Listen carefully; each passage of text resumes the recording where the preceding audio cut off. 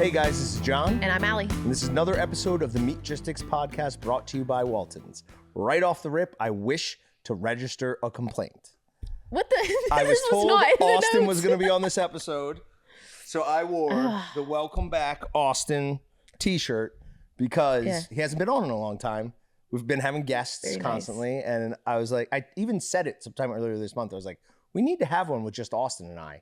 And then on not happening. Monday night, our guest for today called me, and he does, it's Deer Creek Drones. They fly drones to like look at hunting property, being like, hey, this would be a good, it's so cool. Awesome. It's so cool. But he also does a bunch of other stuff with his drones. And for anyone who doesn't know, Midwest got smoked with a lot of cold, a lot of snow, some ice. So he's been working nonstop. He's like, you don't want me on. He's like, I'm a zombie right now. He's like, I haven't slept more than like 3 hours in the last 48 hours, whatever it was. But so we're going to reschedule him, and then we were going to have Austin on, and then something happened here and Austin can't be on because he has to do something else. So Allie was gracious enough to once again fill in. Jumping in last minute as per usual when I'm on. Yeah. Otherwise, you guys would have gotten the worst podcast of all time released this week. You know, sometimes we really should like put Patrick in front of the camera. Yeah. And let me run that? No. You two together. And then just have Patrick like tell me what to do behind the scenes to monitor things, make sure nothing breaks, and just let you two. I don't want you guys to realize how simple this is back there. That's the problem. No. He goes back and forth all the time. So what I mean by the worst podcast ever is the one you and I tried to record last week. Oh, that's true. So bad. It wasn't that bad. It was just like rabbit trails nonstop. Listen, there were first of all, it's rabbit holes, not trails. Trails. It gets trails. We get the gist. It's rabbit trails. I've literally never heard it called that other than, no. Okay. I'm literally going to look this up while you're talking. Go ahead and do it. You're second just of all, get pictures of years ago, like probably 6 years ago, 5 or 6 years ago, Patrick and I recorded a podcast on a Friday because that's when we used to record. And it was just me and him. Was this the one outside? No. Okay. And I called Patrick on that Saturday. I go, hey, you didn't happen to release that or anything, did you? He's like, no, not yet. I was like, delete that. Because I was just thinking back about what I said.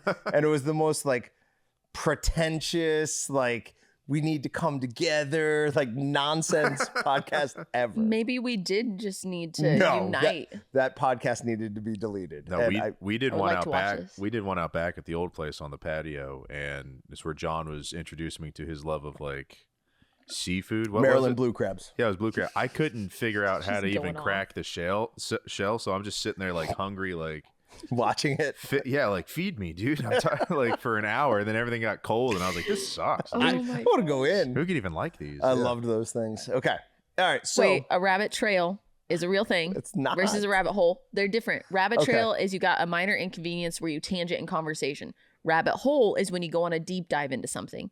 So like if you were to go off on some conspiracy theory, that's like a rabbit hole. Okay. If you go off on a rabbit trail, it's different things. That's like when we're in conversation and you just go off, then you come back. Go off, come back. Okay. So we're both right. So we both win. Well, yeah. I feel like maybe if we go by that definition, you're more correct than I am because we didn't really go too deep into any conspiracies. We just call it even. We both win. Okay, cool. It's a radio show. You write down where you're at. You go down a cave and you go, you know what? We've explored that. You hit a wall, you come back. Oh, what's my note? Now we're back on that trail. So, is that what radio shows do? Oh, all the time. Oh, okay. Yeah. Sure. At least satellite radios where they're not bound by like we have to hit a break time every 45. Yeah, I've never seen any of that produced. No, nobody's seen radio shows. Well, no, they do have like now they live stream them, right? Yeah, that's fair. That's fair. Howard Stern was on the E channel. So, yeah. Yep. All right. Deer sticks. I've got some deer sticks up there. Let's just run through it real quick. This was a doe, fatty doe, very, very fatty doe. We went ahead and skinned it hanging from our trailer, which was very difficult because we changed out to the snow shovel instead. So it's like 2 feet lower. And so I'm trying to skin it at the front legs and I'm laying on the cart, like trying to pull it down. Your whole body was just... Meanwhile, I also now have developed something called golfer's elbow, which makes it incredibly hard to like grip and pull on something. I can grip something fine. I can pull on something fine. But if I have to do both of them, like my whole elbow just like wants to fall apart. So anyways, we get that. We bring it in here. No, we quarter it out there. We take the back straps, a couple other things off out there. Do the rest of it in here. Put it in the cooler for about a week. At one point, I ran cold water over all of it for about 20 minutes, just letting all the blood kind of leach out. Okay. Yesterday, I came in. I made 2 different batches. One is pepper stick. One is taco. They both have encapsulated citric acid and Sure-Gel. Mm-hmm. The taco stick has cheddar cheese. The other stick has none. Mm-hmm. And smoked them yesterday. And here we go. Okay, so which one are we trying first? Yeah, I would prefer everyone try the taco first. Which is? The one with cheese. With cheese. Are you going to try some? Which one? I hope he repeats this because I trailed like I was listening when he These are the described taco. Taco? Taco first. Taco first, please. Ooh, it smells nice. Just so I want everyone to get my chewing. Yes, that's fair. I was say, why are you like so hesitant on eating them right now? Well, I'm not hesitant. Wow. Okay. You're pausing enough that I was like, right? Instant, like I'm eating like cold taco meat in a good way, right? Dang, that's good. Is this just deer? This is the one that is 80%, or it's all deer meat with just 20% pork fat. So it's not all deer meat. I mean, it's all deer meat. It's just pork fat. So it's not all. It's all deer meat. I don't know what to tell you. Fat is not meat. I mean, like it isn't, but it is. Yes, 100%. No, this is the 80%, 20%. Okay. So this is one that's all the protein is deer. So this is the recommended fat. This is the way I like to do it. I would like to go to 25%, but I didn't want to open another bag of fat just. Well, it doesn't even like. It eats like it's 25%. Like there's not. Now, couple of things. This is one of the healthiest doughs I've ever seen. Like tons of fat on her. Yeah. And like beautiful meat. But is that not the best deer stick you've ever had? Literally can't tell that it's deer. That's kind of right. The telltale sign like of this it does not taste like deer at all. If I had not made these, I would have insisted that this is the one that was a 50-50 mix of pork fat, of deer and pork butt. Does this flavor lend itself more to, does it taste more like pork or beef if you had to assume it was one stick or the other? That's a great question, Patrick. Or a blend. I lean almost beef because it is more flavorful. Yeah. You know, it does kind of make this taste more like a beef stick. Mm-hmm. It tastes more taco fiesta-y than I feel like the straight pork ones do. Yeah. I agree. Is there ECA in this? There is. Both of them have encapsulated citric acid. Okay, but normally if we're making sticks, I thought that pork brings out flavor more than beef. So if you're, or maybe it's just spice. Anytime we would make like Tex-Mex pork, it would be spicier than Tex-Mex beef. I think you taste more of the seasoning than you do the meat. There are very few of our seasonings that I like better with beef than I do pork. Okay. Right. Buffalo is 100% one of those. Like our buffalo snack stick, make that out of beef if you can. Really? Oh my God, it's so good. Do we know like what's the profile difference? It's just like it's just better. In the buffalo snack stick with pork, you get some of that buffalo taste, but it's like, it's there. In the beef, it's like pop. That tastes like buffalo. Okay. Like have you ever made chicken snack sticks? We made a bunch of chicken. Okay. Snack Was sticks. did it go? It goes okay. It depends on what you do. Honestly, the best chicken snack stick we made or poultry snack stick we made was probably just straight Willie's. Like that it just makes tasted sense. really good. Like the buffalo sounds like it would be fantastic as a chicken. It's good. It's good, but it's not. But like, beef is better. It's not amazing. Yeah. Huh. The beef is better. Thank you, Patrick. Ah, yes. Yes. I kept seeing people walk by and look in here. And you stayed focused. I'm so proud of you. Until he did it and I had to stop and break. But, you know. That's totally fine. That's me. All right. So that was the taco. Now let's move on to, this is just a straight pepper stick. Now this one is a 50-50 mix of pork butts. It's like we smell it like they're cigars. We're like, yes. Like. You do smell some of the smoke on it. Have you ever seen the thing with Nice? Have you ever seen the thing with, you're doing the same thing? Arnold Schwarzenegger, where he goes to a cigar bar and the guy's like, here, give me that. Like cigar sommelier. I don't know what that's called. Yeah. But he takes the cigar from Arnold, dips a tobacco leaf in tequila and rubs his cigar with it. He says, go ahead, lights it, puffs on it for a little bit. He's like, give it back. And he like smells it, does it again, takes it and then dips the end of it in tequila for like a second and gives it to him. Arnold's like, what kind of cigar is this? He goes, well, what I just did for you, it doesn't matter if it's Cuban, whatever. And the guy in Arnold's like, it was the best cigar I've ever smoked in my life. Well, how did he say it though? It was the best cigar I ever smoked. The best cigar. It was delicious. Patrick sounded a little French there. I don't know what I'm going for. It's a cigar. That's Italian. I don't know what we're doing anymore. What do we think of this? It's good. Mm-hmm. Not great. I don't like tangy that much. Oh. This is, you mainly taste the encapsulated, so it's just not my pepper stick doesn't really have a ton of flavor. Exactly. Right. I would rather it taste peppery than tangy. I get them both. I get both pepper and tang. What's the tang? Do they like it more up north or less up north? More. Okay. Yeah, they're crazy for the tang up north. Like if you don't use encapsulated citric acid or like some pH dropper from Wisconsin up, they're like, that's not summer sausage. Like that's something, but it's not summer sausage. This tastes more like summer sausage to me than a snack stick. I would agree. For sure. Yep. Okay. So, a couple of interesting things here, right? What taste I can't put my finger on. This one is the 50-50 mix and the pepper stick. That one is the 80-20 in the taco. So, yes. So this has 50% pork butt in it too, is what you're saying? 50% pork butt and 50% deer meat. So probably a more fair way to do this would then be to reverse those. Sure. And see, is it more the seasoning or is it more the pork fat content? So, yeah. But I'm going with 80-20 in taco is the way to go. Yeah. That is. And I'm historically on the side of not a big fan of deer, especially in sticks. Yep. But when you do the perfect combination of 20% fat and the taco, because you want to cover up that gamey flavor a little bit, unless you're a huge fan of that. But taco does a great job of that. Pepper stick's good. I could eat that all day. Yeah, I can eat this. But when compared to, and the cheese really helps set it off a little bit. And to Allie's point, it is a touch tangy. Yep.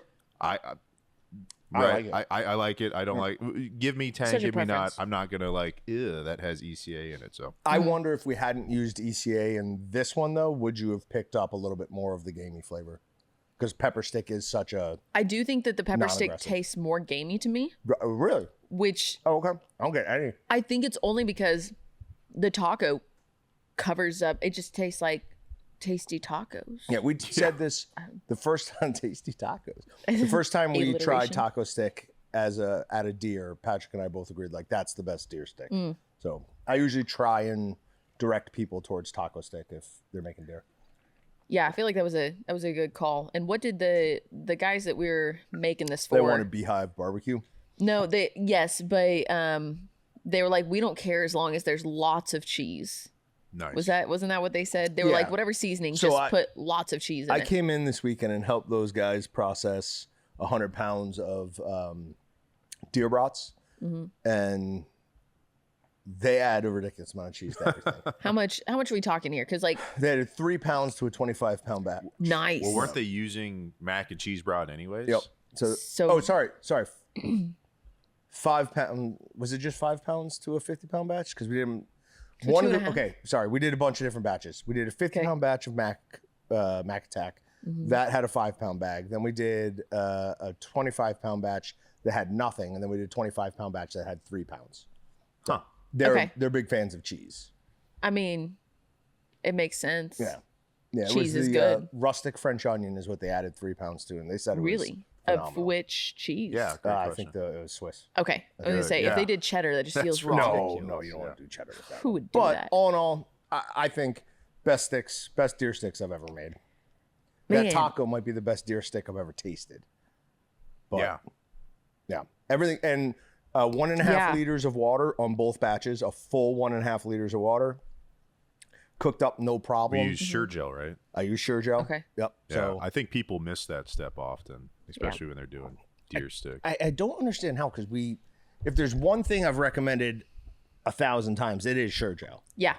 Like that is what you should be using when you're making snack sticks. It was legitimately like that's what it was designed to do, was to help stuff small diameter snack sticks. What are your alternative options though, and what would you rank the next things at? Because I mean, Sure-Gel is number one. I think we all agree. Yep. We like Sure-Gel. Well, size of casing, I feel like people go too small and then they go, well, why I can't stuff. So the combination of not using Sure-Gel, not enough water, and then the small casing size, it's a recipe for disaster. Listen, when we're doing deer, you got to add a lot of water to get that to flow through. Yeah. Like, and it takes some time. You have to figure out like, yes, I added a liter to this. if that's what you normally add, but ooh, that's too thick. And then another big one is once we add cure and salt to meat that's already had its protein extracted, that stuff's going to set up like that. Like it's fast. You have to go A-B, mix stuff. You got to get it through that stuffer. Because if you wait even an hour, like don't clean your equipment in between. You don't have any time for that. Like you got to get it through. So yeah, I bet you some people probably hold that overnight too, depending on how long their process is. So the problem with that is the whole hold overnight thing. It was always designed, and all it means is stuff and then hold overnight. It does not mean hold your meat and then stuff it the next day. That is a surefire way to damage your stuffer. Yeah, like it's going to cause issues if you try to hold your meat 24 or 12 hours and then stuff it the next day. Yeah, and that's if we're using pork, would probably be fine, but don't do it. But beef, deer, anything like that, it's just going to get too thick. So go ahead and stuff. Hold overnight if you're doing that. Yep. After you've stuffed. And then go ahead and smoke go ahead and smoke it.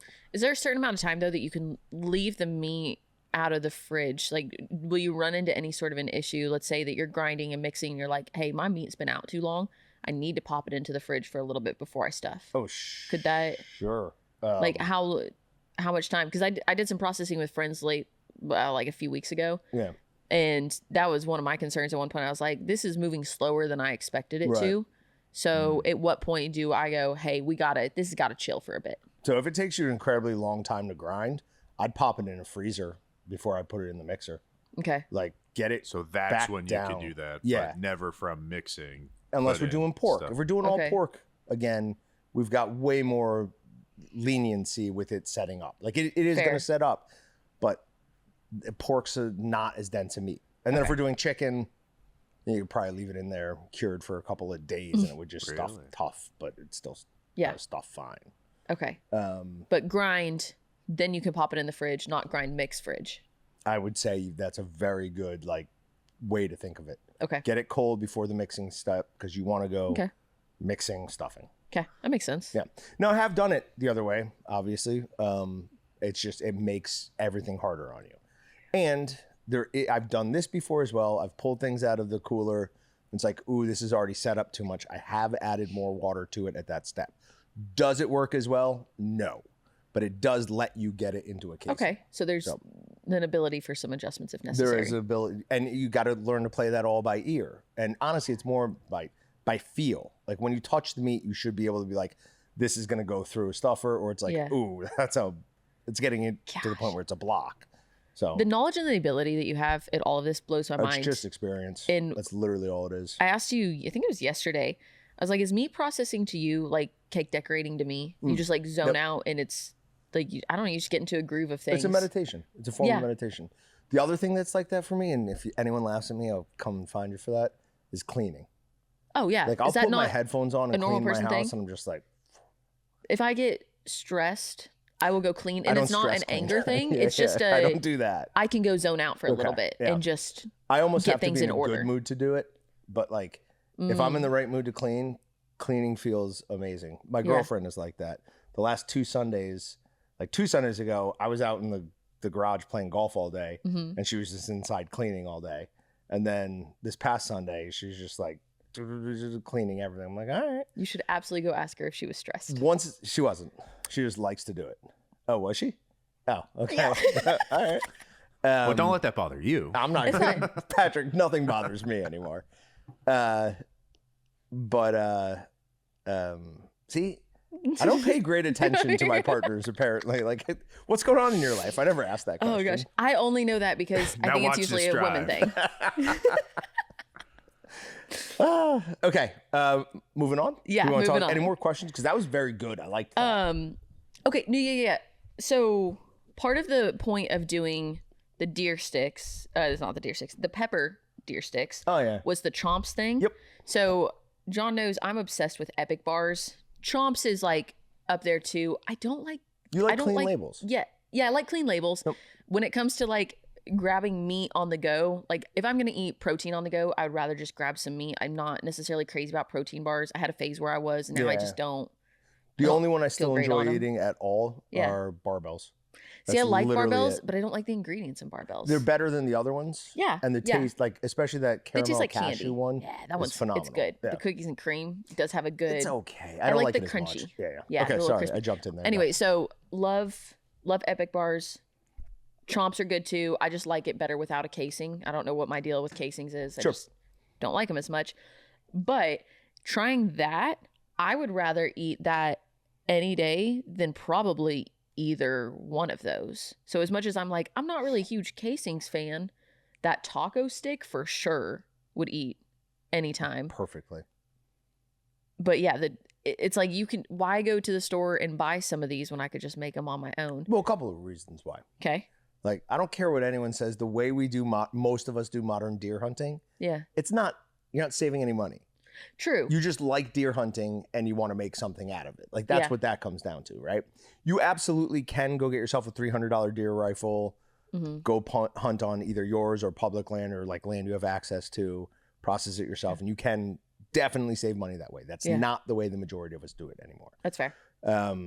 So that would be one, is it's not actually economical to do this. And also the reality of I have never shot a deer before, and I would like to at some point, but like it's not happening in the near future here.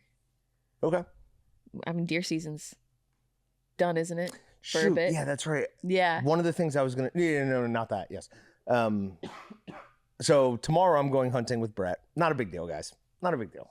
Dad's taking me. John hunting. got invited last on the list, so no, that's not accurate at all. I got offered the hunt first. He gave everybody dates, and I chose this date. So, anyways, after you already asked me, Austin was going to come as well, but there's tons of things happening that's just making that impossible. So he and I was going to offer like a competition for who shot the most pheasant, quail, whatever. Now we don't have that. Dylan will be there though. Yeah, but competition with Dylan doesn't sound like a good idea. Why? No, he tends to win. Yeah, Dylan wins it. I would need like most things. It's actually really annoying to me. I would need like a 2 or 3 bird. Like I start out at 3. You got to catch. I need a head start there. But it's all just so dependent on where you're at, where the dogs are, and just kind of luck of the draw too. Because he could be in a spot that just never gets any birds. When I went, first time I ever went hunting with Waltons was with Dylan, and we went up to South Dakota. And it was amazing. And I was so proud because we were doing a round of knockout, and Dylan and I were the last 2. Nice. And it went on forever, like absolutely forever. Most of that was because Dylan's shotgun was malfunctioning, but I don't care. Like, whatever. I got to that last 2. Likely story. No, that's what it was. Like, he would have gotten me out way before. Anyways. Sure. But no, most of that type of hunting is just how good of a shot you are. Like, yes, there's... on like when we go out and there's not many birds, then it matters. But if there's lots South of birds, Dakota hunting, it's just how good of a shot are you? Because you're gonna get shots at him. South Dakota hunting blew my mind. It was amazing. It's totally there's no going back anymore. It's just really I'm missing out on our fishing trip next year. I'm not missing the hunting trip. I can't believe you're missing out on that fishing trip. I know. I don't. I'm genuinely still sad about that. To possibly go get eaten by a shark because you're going to Hawaii. I may or may not go into the water. Yeah, good. I'll go in the water. You shouldn't. It's a bad idea. But I am there for a wedding, so like there's stuff to be done. How close of a friend is this though? One of my old roommates. Oh. Think about how good you felt when you reeled up that monster northern pike. But we're also talking about a wedding in Hawaii. Yes. She also asked me to sing at the wedding, so like I am in the wedding. She's been sending me songs, and it's making me having a panic. What are you gonna sing? Yeah. What's the options? Well, she first said Ave Maria. That would have been Ave Maria. The first song she said was Adele's "To Make You Feel My Love." Oh, okay. Which I was like, "Hun, I don't know if you know this, but I am not Adele. I don't have that voice. That's not." Yeah. She sent another one that I didn't know what it was, so I don't know. We'll see. I figure I'll record a couple of versions and send it over to her and be like, "What you think?" You could sing Iron Maiden by Iron Maiden from Iron Maiden's Iron Maiden. So. Can you give us a sample of that? The Iron Maiden. It's a wedding that you just walk up and it's just me going. It's funny when I was actually walking to my spot, you can't say down the aisle, right? Because it sounds like I'm the bride. When I'm walking to my spot, they played an orchestral version of "Hallowed Be Thy Name." Yeah, that's cool. I remember that. So that was pretty sweet. That's pretty sweet. Yeah, Did you go John, to his wedding? John was in the house. Yeah. Oh, cool. Yeah. You were in his wedding? No, Oh my gosh, I was like, one of his brothers came up and I go, "Oh, so you're the one that's gay?" Like, is that what it is? When I get married someday, None of them are gay, by the way. do I put all of them are? Do I put you guys into Together? my wedding? Oh, yeah, sure. You could be my men of honor. I thought you meant like I have a date, but it's him.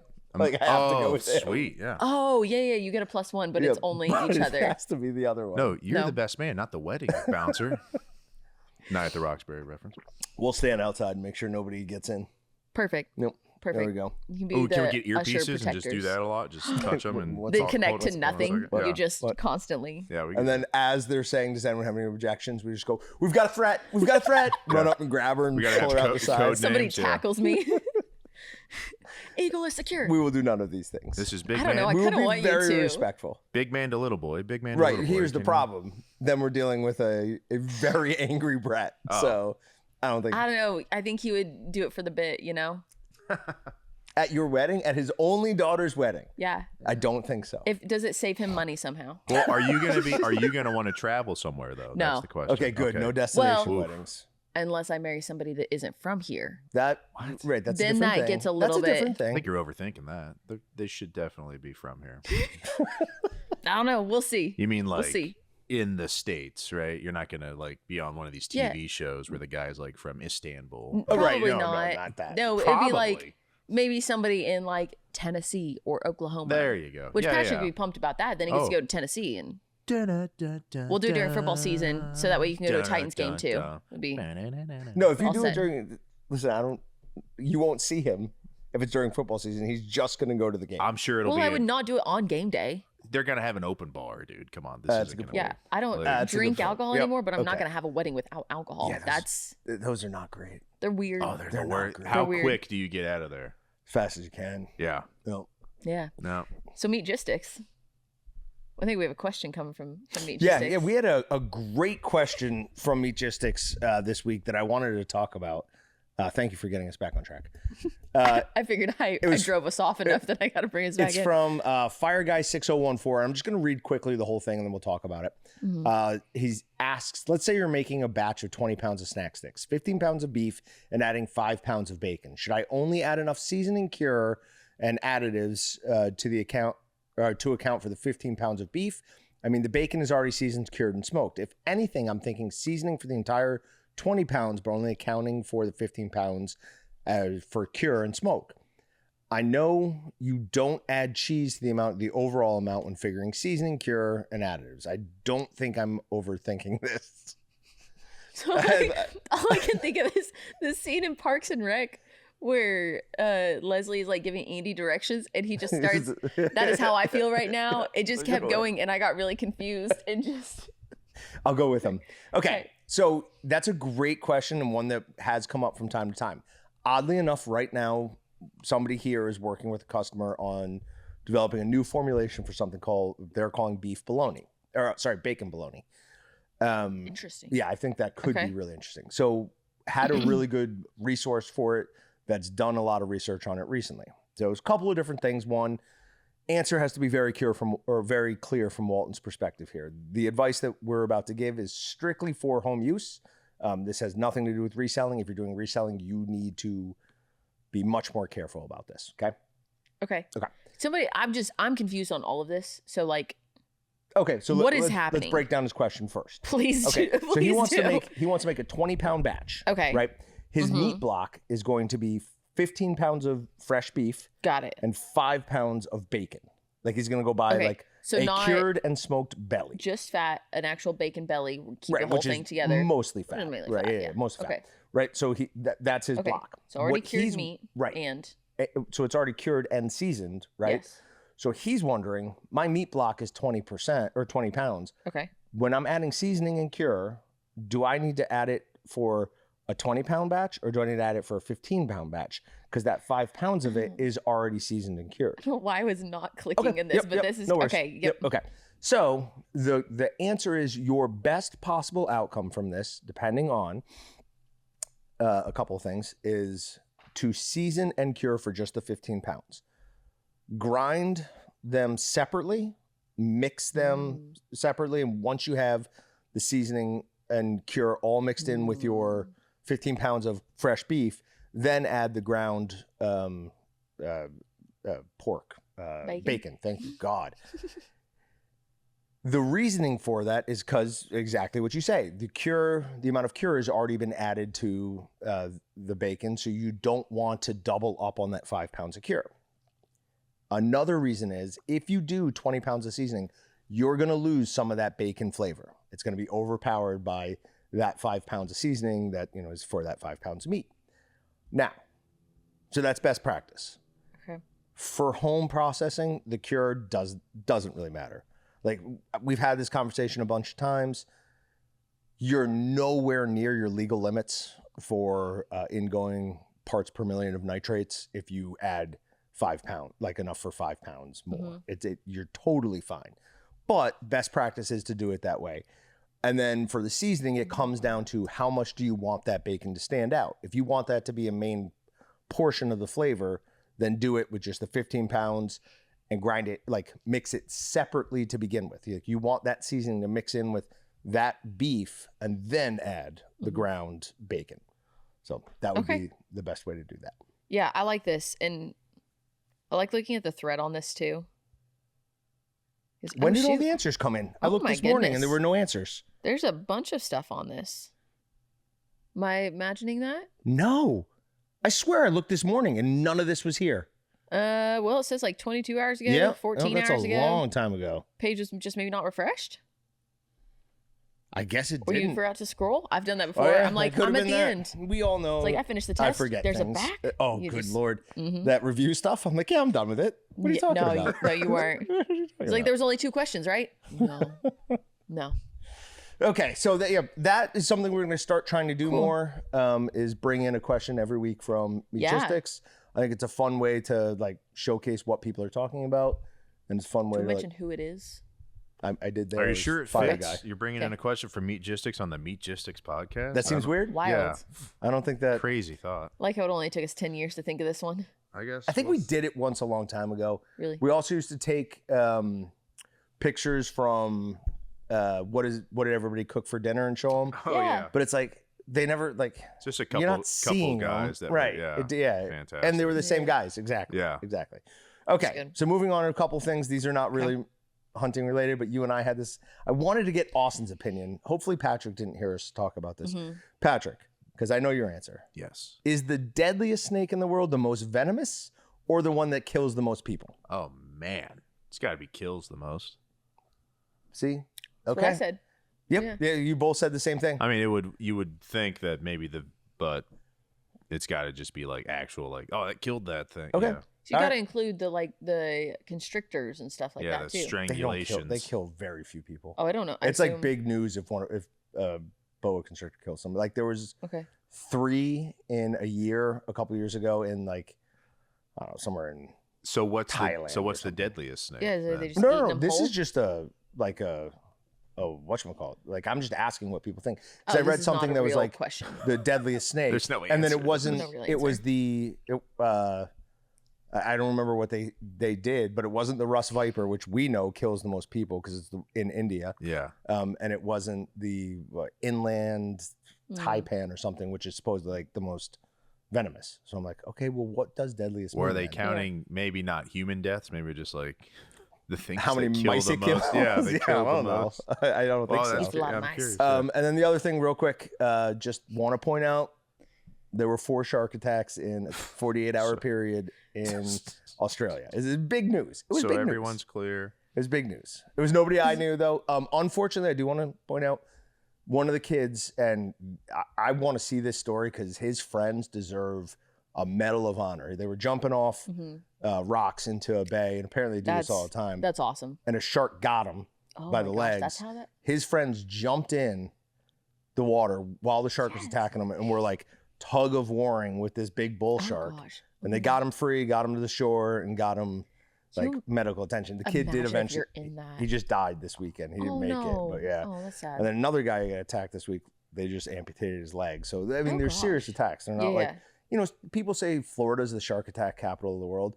Not all of, obviously there's some serious attacks in Florida, but most of them are like, they've got a bite mark on them. They're not as intense. They're not anywhere near as intense. Okay. Almost to the point where like, I would love to have that scar. Nope. And be like, nope. You want to see my shark attack scar? No, there's no way. Well, yeah, you'd have to go in the ocean for that to happen. And I'm not doing that. No, absolutely not. That's not happening at all. So because you say that, it was probably about a year ago that we're doing a podcast and John was like, NSW Australia, it's North-Southwest Australia. And we were like, no, that doesn't make sense. Think about that. Yep. Think about it for a second. So I have a TikTok that I had posted recently that got some solid traction to it. As of last night, it has now reached Australia. Okay. And somebody commented on it and they're like, I'm from NSW Australia. And so I commented back and I was like, funny story to some stranger in Australia that I'm becoming friends with. Yeah, you're like, it just was amazing. They're gonna think I'm such an idiot. And honestly, so great. Like I've read about Australia my entire life. I'm fascinated by the continent, and I have always like in my brain just gone North Southwest Australia, and never once like questioned it any deeper than that. Like I just saw NSW. I go, oh, North Southwest, and moved on. And it wasn't until it was pointed out to me. I don't know if we have video of that, but I legitimately fell on the floor laughing at how stupid I was. Or was it live stream? I don't know which one. We were it on was. video. I know that. Okay. Yeah. Because good Lord, dumbest thing I've ever done. All right. It was so good. I found this interesting. There is a something called the Meat Stick Chick. Okay. Now, what I really liked about this, because I saw it said Times Union. I was like, that's the place of my hometown paper. So this is from Schenectady, New York, which is where I'm from. The Meat Stick Chick is a young girl who does DJing and hot dog parties. This is my dream. So I told Allie about that. She's like, what? Are you serious? She's like, this is what I want. Can we go? He said, no, it's in New York. And I was like, can we go? Yeah. I don't. So the whole story is this girl's family owns a bowling alley, and they seem very industrious. They also like do a 100 milliliter vodka, like, or something like that's the name of a vodka that they either make or they import it or something like that. So they do a good job like promoting that. And so for some event, they had a DJ come in and she started talking to him, and then she started doing like lessons with him because she thought it was really cool. And she loves apparently like hot dogs, meat sticks, things like that. She's Who like, doesn't? I can put these two things together. So she's got to open up a spot in Nashville. That would kill. That would be top tier, because street hot dogs in Nashville is extra hot right now. There's another place that just opened up there. I was looking at one of the platforms that we're about to start using. They did like a case study with them because they use their platforms like Dog House or something. Like HAUS. I don't know if it's House or House. No. But they have like all these different kinds of hot dogs. Okay. Like so the world loves hot dogs right now. A couple of things. One, what is the maximum you can charge for a hot dog? I have paid $10 for a hot dog. Oh my, why? It was a Daddy's dog and they're the best. That's what it's called. Where was this? Nashville. What's it? What comes on it? So I got the Georgia dog, which it sounds crazy at first until it has peaches, cream cheese, and sriracha. All right. That's phenomenal. It? Nothing else? Just those three? The bun, and it's a big hot dog. You get the bun with that $10. Thank God. Now it's a deal. Oh, separate. And jalapenos. I had jalapenos separate too. Bun charge? Yes. I mean, honestly, I would have rather had it without the bun, but well, now you would probably take the bun out. I might have. No, I ate it back then. Yeah. All right. Yeah. So then you can get tots on the side so too. I guess Nashville, you might be able to make a business out of that. But so if this ever gets to the Meat Stick Chick, and two random people from Kansas show up at one of your events, it was all because you showed up in a random article. We'll show up in our Meatgistics shirts. Yeah, sure. So we'll wear that, and I'm gonna be ready to party. We're just ready, just fist pump and eat some hot dogs. I'll just eat the hot dogs. You'd get into it. Oh, I'm sure eventually. You love DJ music. I do. That's fair. I do. What if it was two friends? Oh, well, that would change everything. Plus hot dogs. Okay. I just don't feel like partying and hot dogs go together. They go together so well. I don't. Add in like a margarita and it's the like. Hot dog is a backyard barbecue food. It's not a. It's a poolside food. I don't even think it's a poolside. Oh, that's number one pool food. How many hot dogs does it take to fill you up, though? Well, we've proven this before. No, I mean, like, if you're out somewhere and, like, all we're having, hey, we have hot dogs, and you came hungry, like, what do you... 4? Oh, well, you can't do the small store-bought ones. Like, you have to do the all-beef, like, bigger hot dogs. First of all, you can't tell me what I have to eat. Okay. I'll eat whatever I want. But they're not as good. No, that's correct. You got to get the, like, restaurant quality or, like, what we would make ourselves. Do you like a hot dog? What do they call them? Hot water hot dog? Not hot water. When they boil them? Yeah. Nah. Not a fan. I was always like weirded out by that when I'd go to friends' house when I was a kid and they'd Yeah. be boiling the hot dogs. I'm like, why are you doing that? Then again, I will just eat a hot dog that's like placed in the microwave. So, Oh, dude. As a kid, I would do that for sure. My buddy showed me you put it in the bun before you like you put it in the bun and then in the microwave. In the microwave, and then you only do it for 30 top. Okay. And then it's like changes everything. Yeah, because you realize because hot dogs are already like cooked, you can have them cold. So it's one of those like you realize that the better hot dogs you've had in your life are actually kind of probably lukewarm because they're not burning the top of your mouth and all the flavor is still there. So that's fair. Okay, moving on. Yeah, I do actually. No, I have one other. It's like question. Yeah. What's one weird like food item you would make when you were a kid? Like one weird thing. Weird? Yours bologna sandwiches are not weird. No, they're not. Okay, cool. What do you got? I would just put cheese on chips. Like it's not weird. That's normal. Well, sometimes it wouldn't be shredded cheese. It would just be like whatever cheese is in the fridge. So just putting American. like 3 sliced cheeses like on tortilla chips and then microwaving it for like the perfect amount of time. If we stick on the hot dog side of things, it started as a piece of bread and a hot dog, some ketchup and cheese on it. Okay. And then we ran out of the hot dogs. Okay. And then I was lazy, so it became a piece of bread with shredded cheese and ketchup. Nice. Not melted. No. Just raw.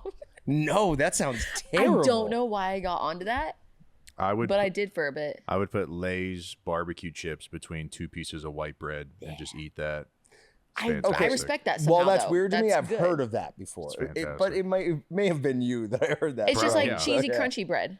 No cheese needed, but yeah, it's just... Sorry, I thought that had cheese on it. Yours has cheese on it. I was thinking like sour cream and cheddar chips for some... Yeah, no, I mean, I'm sure any chip would do fine, but just the Lay's barbecue. So you get the crunchiness and the bread. Super soft. Yeah, I get that Wonder bread, yeah. When I was a kid, it used to make my sister so mad. I would take pieces of white bread, like flatten it out, and then pour some Parmesan cheese in the middle, fold it up, and put it in the microwave. Nice. For just like 25 seconds. Casso. I loved it. Oh, we should do these delicacies next week on that podcast. Everybody bring your worst childhood weird thing. Okay. Can I switch for that one? Do like a pickle wrapped in something? That feels like it's better. Sure. If you want to do that, do we have a guest? We don't wrapped have a in guest the saltiest ham you can find with the saltiest cheese you can find. Go for it. It's just salt on salt on salt. Dude, I wonder why I was puffy all the time. I'd get grossed out watching kids eat anything with mustard on it at like the lunchroom table. Like you learn a lot about people that are supposed to be your friends, and then you go, "Oh, dude, what are you doing?" Concern. Or just the type. I go, my parents don't use that brand of Ziploc bag. What are you, poor? Like, someone brought a brown paper sack for lunch. Uh-oh. You guys keep the oven open too in the wintertime? Whenever Patrick breaks John, it's like my favorite moment. But it's so easy. Like, I'm not a hard person to make laugh. No, but there's a certain level that only Patrick gets you to break to. Yeah, I know. But also, hold on. Patrick is a performer. He'll kind of deny that, but he is. And he's been with me for 8 years, testing out what works and what doesn't. So when he wants to, he knows exactly what to do to either make me mad or make me laugh. Like, he does both. Perfect. If I'm making him mad, it's because he made me mad and moved on quickly. I'm like, no. We're going to stay in this. We're going back to me being mad. You kidding me? Oh, God. Oh, my gosh. Okay. All right. Moving on. We're going to go. We only have one Meat Matters story today. And this is going to devolve a little bit into some of my finance stuff. Sarah and I were talking about this morning because this article is cultivated meat is broken. Former Meatable CEO startups must sell or die.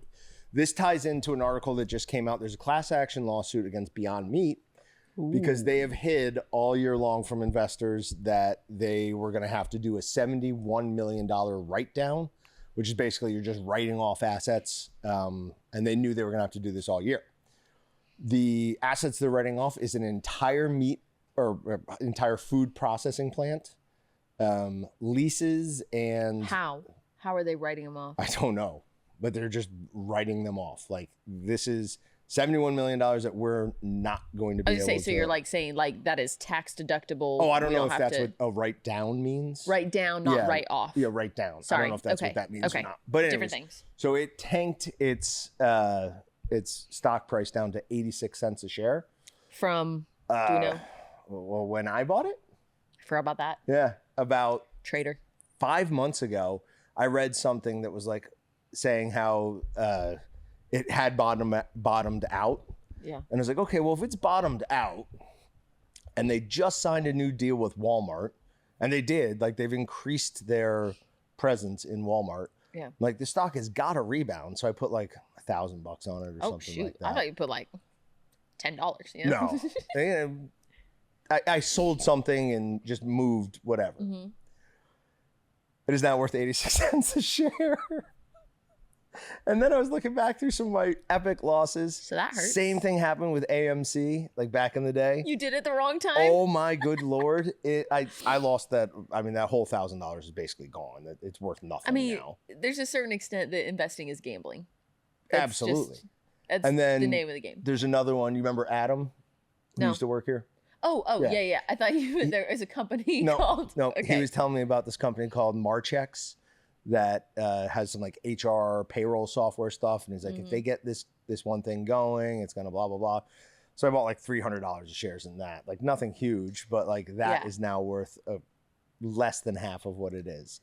Whenever a friend tells me about something, I immediately go, that will not work. Because that's what it usually is. They're like, this is going to be the future. Somebody did get me on Dogecoin once. Right, okay, so but I put $30 into it. So like a nice meal. I can do all of those things, whatever, comfortably or not comfortably. Not at all. That's not what I mean. Without too much anxiety or whatever. Because I did buy into Bitcoin kind of at the right, or at a right time and sold out. Okay. I bought into and sold out of Litecoin at very much the right time. Never even heard of that one. Killed that one. And I bought a bunch of Doge when it was like 7 cents or something and sold it when it was like 20 whatever cents. Yeah. So I'm very good at cryptos apparently, and very bad at stocks, to the point where I think I could start a service where I buy your competitors' stocks for you just to drive it down. Because if I own any of the stocks, it is going to go down. Feels kind of illegal somehow there. Not really sure how, but that just feels wrong. Yeah, I mean, it's wrong, sure, but it's not illegal. If I'm bad luck on stocks, it's fine. Yeah, if I'm bad luck on stocks, then pay me to buy your competitor's stocks and we'll tank the company together. Yeah. All right, but moving on. Yep. So the cultivated meat is broken. We talk about in this article how in 2021, investors poured nearly $1 billion into cultivated meat. Last year, the figure was $65 million. That's a 93% collapse. It's according to Ag Funner data. In 2025, two of the sector's most prominent companies ceased operations within days of each other. Meatable, a Dutch startup that had raised over $100 million, was named to Time Magazine's Best Inventions of 2024, and Believer Meats, which had completed the U.S. regulatory pathway and built the world's largest cultivated meat factory. Now, that Believer Meats one we covered in some detail on a previous episode. Mm-hmm. That was where they had what they called like the 3 rings or something like that. They had USDA approval, they had the facility already created, and some regulatory like bypass. Okay.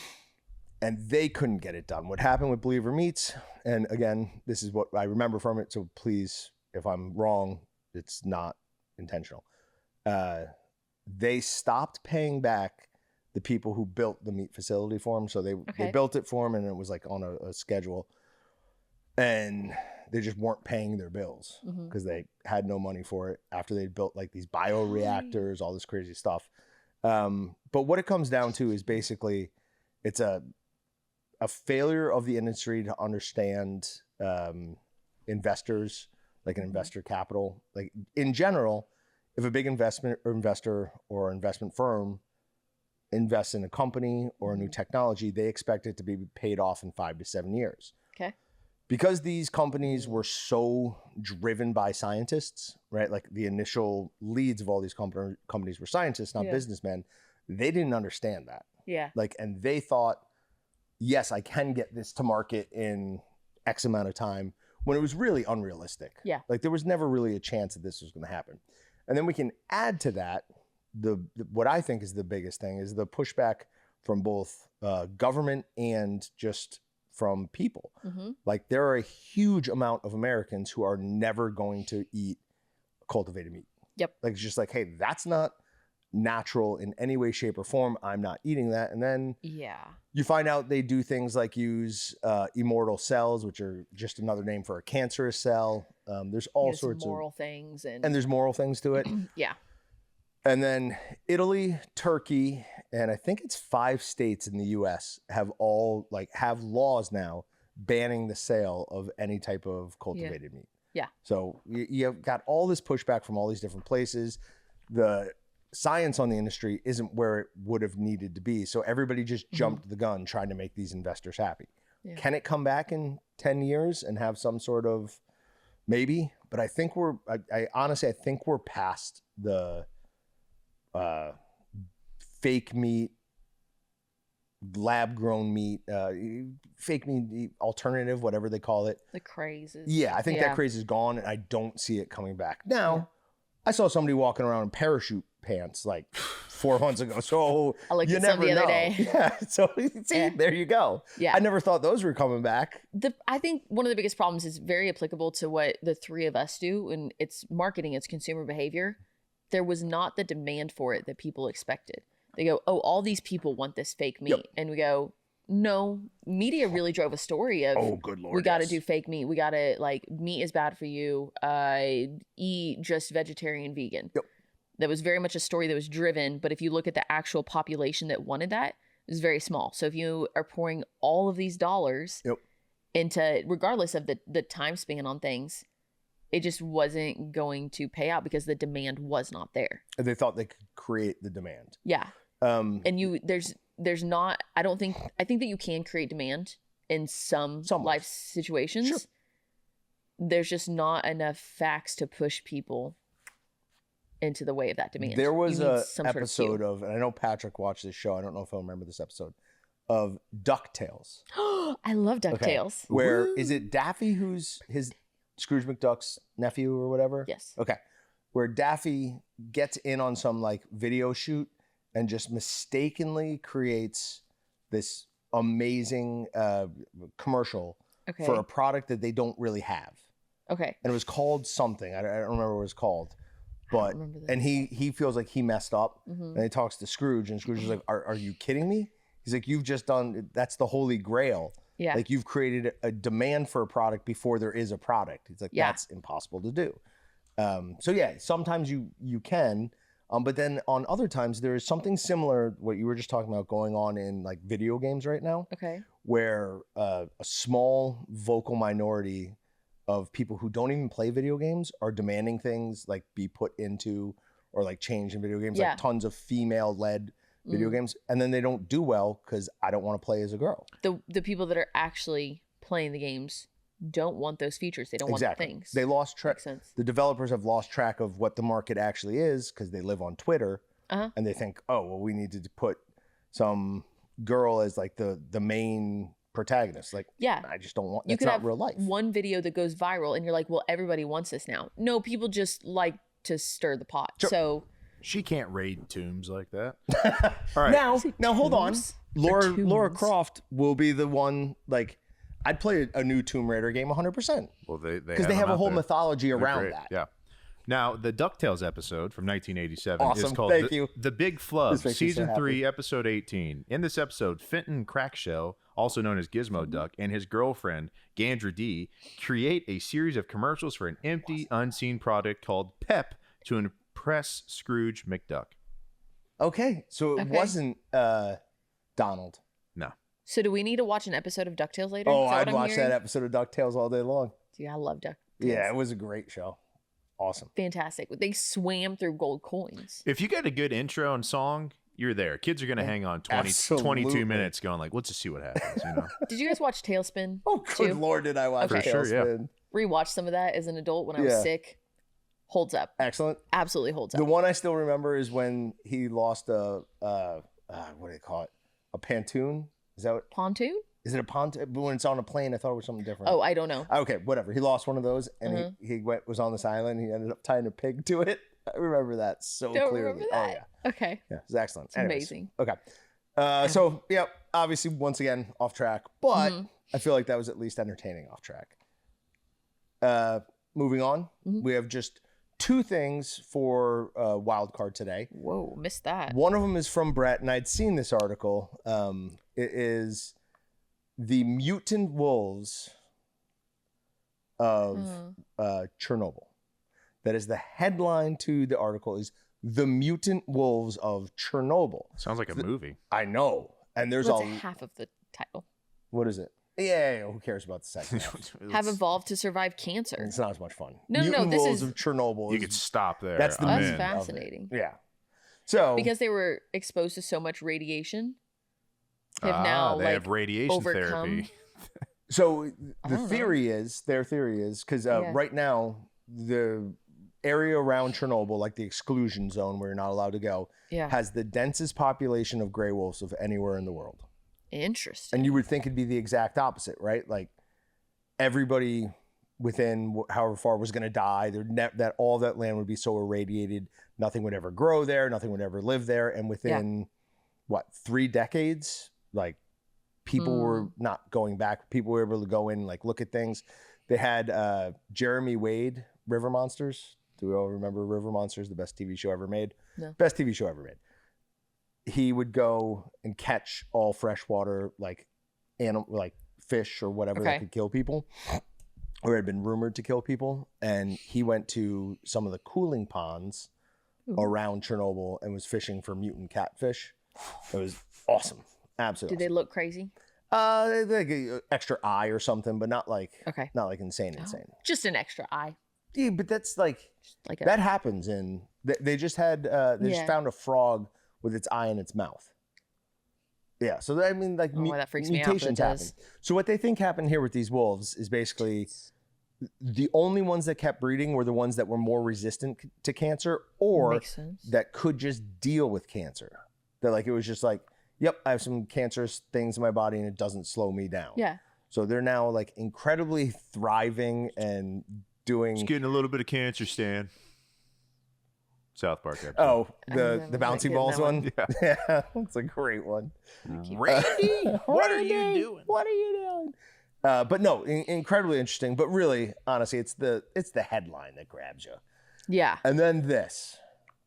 Normally, I would say this poor girl. There's a warning to not watch the video. So. Oh my gosh, John, what am I watching? It is, the article says. Is that New South? Oh, no. Skier mauled by a snow leopard. Is she okay? No, her face is messed up. Is she alive? Oh, yeah. She's alive. Good. Now when it says NSFW, I think of North-South effing Wales. So this lady was skiing around a snow leopard, saw it, tried to get closer to it for a selfie. No. And it went, oh no, I'm a leopard. Like, you forget. It's in China? I'm a leopard. And it attacked her, cut her face open, and then slowly sauntered off. So she had to turn her back to it to get. I'm guessing, yeah. Have you not seen any episode of any animal show ever? Snow leopards aren't they're a different type of leopard, but leopards are unbelievably aggressive. Like in India, they kill a ton of people. Yeah. You don't want to mess around with those things. Yeah, 2,000 people for sure. My favorite part of this video is when they videotaping the snow leopard walk away. And it is walking off without the slightest care in the world. It's just slowly. Yep. It's like, that's what happens when you get close to me. She wants to talk about the fact that instead of rushing her off, putting her on a cot, they literally just make the girl walk with her face just covered, bleeding out. What else could they pick her up and carry her? I don't know. Deep snow. Everybody has snow boots on. That's not happening. Get a cot and Do the little draggy drag thing. The little draggy drag thing. No, whatever the ski patrol does. Yeah. It's the sled. You know what I'm talking about, though. I do. But she's not on the mountain at this point. She's just off the beaten path in like deep snow. Mm-hmm. They're not gonna, wouldn't easily be able to do that. The one time I probably should have been carried down the mountain by ski patrol, I crashed, went off the trail and hit a tree. Mm-hmm. And I crashed so hard it came out of my boots. Maybe just one of the boots. And I'm like coming back to, and there's a chairlift going right over me. My aunt was up there. And she's like, Jonathan, you stay right there. Don't you move. And I was like, I think I'm in trouble. So I put on my ski boot and just got down the hill away from her real quick. Oh, no. I don't know if in my head I was like, if I pretend that it wasn't me, like she clearly knew it was me. Yeah. It's not a big deal. My jacket, my everything. Yeah. But yeah. Nah, did you see that guy? What? He had the same jacket as I did. That's wild. But yeah, that was one of the many bad crashes I had. My worst crashes have always been not when I'm doing something dangerous, but when I'm on like a semi-flat surface and I'm just like in my own little world. Yep. And then you just. Most people ski on less steep stuff, right? So it's a larger. But most people hurt themselves on like, I don't know what the grade is, but it's not a steep grade. Yeah. It's because you're not paying attention, you're older and falling is going to hurt more. Anyways, I still say that skiing now is not the same sport as it was when I was a kid. The last skis I skied with were 215 vocals, and I would ski moguls with those. So that's like a foot over my head, maybe more than a foot over my head. Crazy. Skis now are here. They're different. And they do the turning for you. Like you just think about turning and you're turning. It doesn't matter if it's ice. Like old skis, I had to like dive in with my shoulder and get it moving. Please go tell that to my mother and see what she says. Why? She firmly believes that she can only turn, I think, right. She can't turn left. She's Zoolander. I turned left. Did you see it? I turned left. Oh God, no! I want to watch that movie so bad. We've quoted that too many times in the last 2 weeks. It has to happen. Oh, great. Oh, where's she won't ski because she doesn't ski. Everybody else skis and she doesn't. So your mom goes out to your guys' condo and you guys all ski and she doesn't go. She doesn't go. Does she at least like go down to the lodge and like hang out, or she just stay at the? Oh, that's terrible. It depends. Not an ambi-turner. I've told her she just needs to go skiing with me because I've been told I'm a fantastic ski coach. Okay. So I think it's just because I'm patient with people. And when they fall down, I'm like, it's okay. You're good. My ex-wife had never skied before. She'd snowboarded before, but like a long time ago. We went out to Grambly a couple of years ago. And I was like, I can teach you how to ski. I can't teach you how to snowboard. So like we spent one day on like kind of like, you know, the bunny hills or whatever, but I was getting bored. So I was like, we're going to go up this way. There'll be a way down for you. And she did way better at the steep stuff than she did. The real ones are better than the bunny hills. The bunny hills are horrible. Yeah, she was way better at that. They're icy and they're not steep enough. Well, Grambly is all ice anyways. Oh. Ugh. That mountain is like, that's what was amazing me about those skis is I was on very steep, very icy conditions, and those skis were just carving right into it like almost no problem. I was shocked. You got to get that fresh pow, pow. Yeah, I don't think they get that at Grambly. Yeah. I think you have to go higher up. Yeah. So we need to take you out to Colorado. That's what's happened. The nice part about Grambly though is I did get to go see the building, or the buildings where Killdozer was. You don't know the story of Killdozer? No, I don't. Yeah, we've told this story where a guy. You guys tell a lot of stories. His I have a flag. Construction ruined his business, so then like no one did anything about it. So then he waited, and then he built this tank of a bulldozer, and then just proceeded to just annihilate every other business near him. He welded himself shut inside, and he just kept going. This is a real thing. Oh yeah, yeah. There's a whole documentary. Killdozer is like. I have a flag of it at my house. So he's a psychopath. Hanging on. I don't think he killed anybody though. No, nobody died. But why'd you call him Killdozer? Well, he did, but yeah, he died. Oh no. Yeah, yeah. He knew he'd gone too far. Stop laughing. But he wrecked. Stop it. I'm not laughing because I'm laughing because somebody else is laughing. I can't stop. He put up like thick metal plates, welded them on, and just went ham on an entire. How did we get here? Higher town. He just kept going, dude. But yeah, I have a flag that says "tread" on them, and it's the Killdozer. John. And I hang it off the front of my house. You could be John Treadley. Get your own logo. That's your new gamer tag. Yes. Oh my God. John Treadley or John Tread on them. Yeah. Used to take Microsoft points. I think you can just do it now for free if you want. So. Do what? Change your gamer tag. Well, you have PlayStation. So. Yeah, I have no idea how I would do. I have no idea what mine is. I play video games to be alone, not to be. It's probably John and just some numbers. Like it's 100% what it is. Oh my gosh. Yeah. Okay. So that's that. that's the last of our segments on the podcast. We did so good until at least you saved it for the last. I'm gonna. Yes. That's what this is the wild card segment. Right. Okay. So we go crazy. I'm gonna go watch a documentary on Killdozer during lunch. Nice. No. That's what I'm doing. I think you need to go watch Zoolander. All right. Yeah, Zoolander clips probably put me in a better mood. Zoolander's a night movie. But it probably put me in a better mood. That's fair. All right. Thanks, guys. Thanks for joining. This was a fun one. We'll see you next time. Peace. Thanks for checking out the Meatgistics podcast. To shop everything but the meat, head on over to waltons.com. To get your meat processing questions answered by experts and enthusiasts alike, head on over to our online community at meatgistics.com. Waltons, everything but the meat.